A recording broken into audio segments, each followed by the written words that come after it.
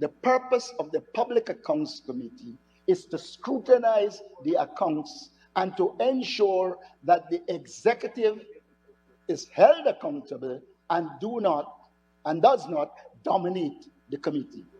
But Mr. Speaker, for you to do that, you first must believe in the rule of law. You must first believe that the law is paramount and should determine.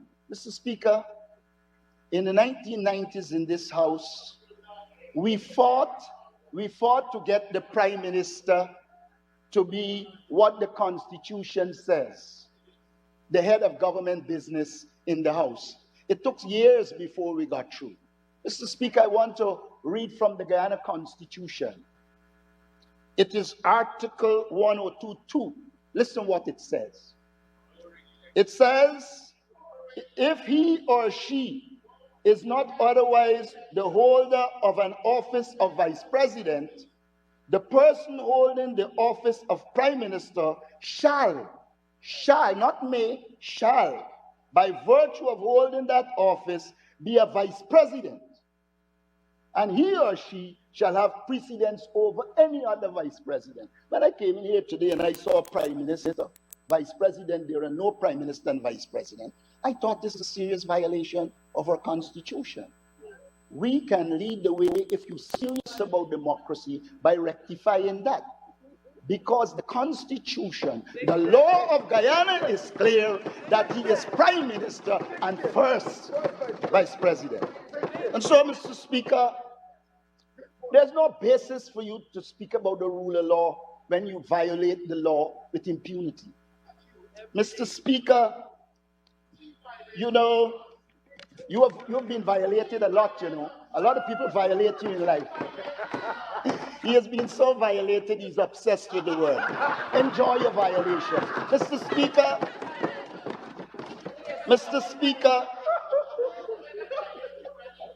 Mr. Dattadin said, more participation, more transparency is the most illogical thing I've ever heard in the world.